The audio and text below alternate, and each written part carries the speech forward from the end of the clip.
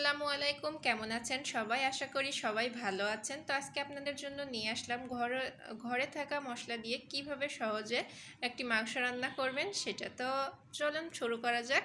তো আমরা প্রথমে এখানে মাংসটাকে কেটে ধুয়ে পানি ঝরিয়ে এবং এর ভিতরে দিয়ে দেব 2 চা চামচ মতো টক দই, দিয়ে নেব 1 চা চামচ আদা রসুন বাটা, দিয়ে নেব পরিমাণ মতো লবণ, আর সেই সাথে দিয়ে নেব 1 চিমটি পরিমাণে হলুদের গুঁড়া। তো এখন আমরা এগুলোকে খুব ভালোভাবে মিশিয়ে নেব। তো ভিডিওটি শেষ পর্যন্ত দেখবেন, আশা করি আপনারা উপকৃত হবেন।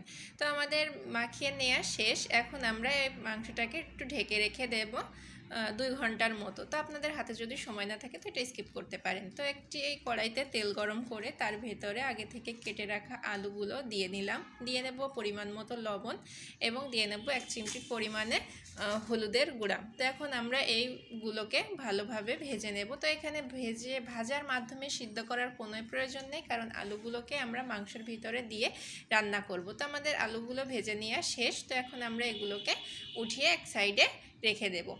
তো আমরা এখন চলে যাব পরের স্টেপে। তো এই একই তেলে আমরা দিয়ে দেব আগে থেকে ম্যারিনেট করা মাংসগুলো। তো এখানে একটা জিনিস মনে রাখবেন, চুলার আঁচটা অবশ্যই মিডিয়াম টু হাই হিটে রাখবেন, কারণ এখন যদি লো হিটে রান্না করেন তো মাংসগুলো থেকে পানি ছেড়ে দিবে এবং মাংসটা বেশি শক্ত হয়ে যাবে। তো সেই জন্য এখানে চুলার আঁচটা মিডিয়াম টু হাই হিটে রেখে আমরা এই মাংসটাকে 4 থেকে 5 মিনিটের মতো ভেজে নেব। তো ভিডিওটি ভালো লাগলে অবশ্যই চ্যানেলটি সাবস্ক্রাইব করবেন। তো আমাদের মাংসটাকে ভেজে নেওয়া হয়ে গেল। এখন আমরা এই মাংসটাকে উঠিয়ে নেব। তো এই পর্যায়ে আমরা আরেকটা প্যানে তেল গরম করে এর ভিতরে দিয়ে দেবো 2 টুকরা দারচিনি, 3টা এলাচ, 4টা লবঙ্গ এবং 4টার মতো গোলমরিচ। তো এর ভিতরে আমরা দিয়ে নেব 1 চা চামচ আদা বাটা, 1 চা চামচ রসুন বাটা এবং 1 চা চামচ পেঁয়াজ বাটা। তো এর ভিতরে আমরা এখন অ্যাড করব শুকনো লঙ্কা বাটা এবং অ্যাড করব 1 চা চামচ ভাজা দারচিনির গুঁড়া, এলাচের গুঁড়া এবং ভাজা জিরার গুঁড়া, এবং সেই সাথে অ্যাড করব 1 চা চামচ ধনিয়া গুঁড়া এবং হাফ চা চামচের মতো গরম মশলার গুঁড়া। দিয়ে নেব সামান্য পরিমাণে হলুদ এবং স্বাদ মতো লবণ।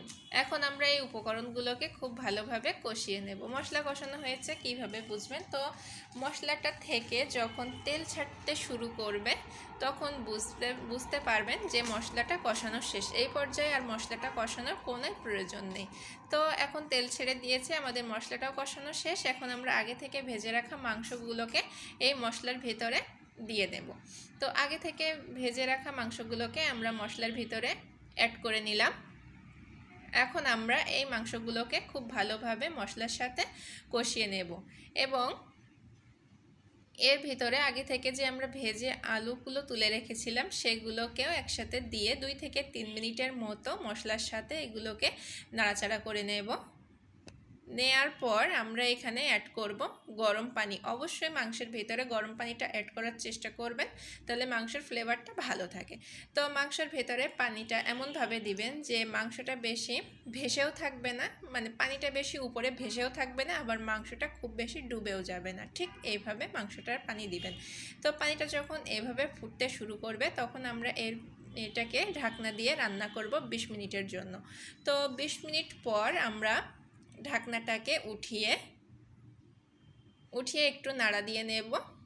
তো এই পর্যায়ে ঢাকনা দেওয়ার প্রয়োজন নেই, ঢাকনা ছাড়াই আমরা পানিটাকে শুকিয়ে নেব।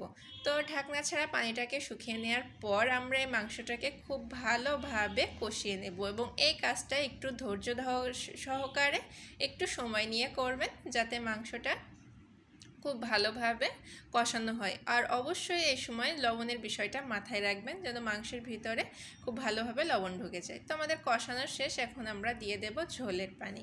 তো ঝোলের পানি দেওয়ার পর আমরা এখানে পর্যায়ক্রমে আরও কিছু মশলা অ্যাড করব। তো এখানে আমাদের ঝোলের পানিটা যখন ফুটতে শুরু করবে তখন আমরা এর ভিতরে অ্যাড করে দেব 1 চা চামচ ভাজা দারুচিনির গুঁড়া। এটা আগে থেকে শুকনো খোলার তেলে ভেজে নেওয়া এই মশলাগুলো। তো দারচিনির গুঁড়া দিয়ে নেব 1 চামচ, জিরার গুঁড়া এবং 1 চামচ পরিমাণ এলাচের গুঁড়া। তো এগুলো দিয়ে আমরা 2 থেকে 3 মিনিটের মতো এটাকে জাল করে আমরা নামিয়ে নেব। তো আমাদের মাংসটা নামানো শেষ, দেখতেই পাচ্ছেন কতটা সুন্দর হয়েছে এবং বাড়তি মশলা ছাড়াই এত সুন্দর রান্না করা যায়। এটা দেখতে যেমন সুন্দর, খেতে কিন্তু অনেক মজাদার। তো আপনারা এটা অবশ্যই বাসায় ট্রাই করবেন এবং কমেন্ট করে আমাকে জানাবেন এবং পরবর্তী ভিডিওর জন্য অপেক্ষা করবেন। সবাই ভালো থাকবেন, সুস্থ থাকবেন।